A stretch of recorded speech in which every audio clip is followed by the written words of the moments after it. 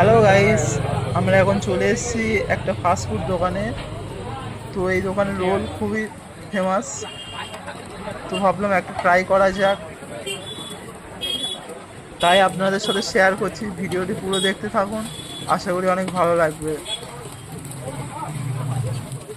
দেখুন রোলটিকে কেমন করে বানাচ্ছে।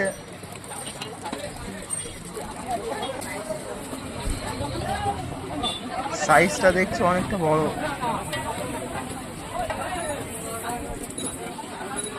নর্মাল ফাস্টফুড দোকানের রোলের থেকে এর সাইজটা অনেকটাই বড় দেখা পাচ্ছে।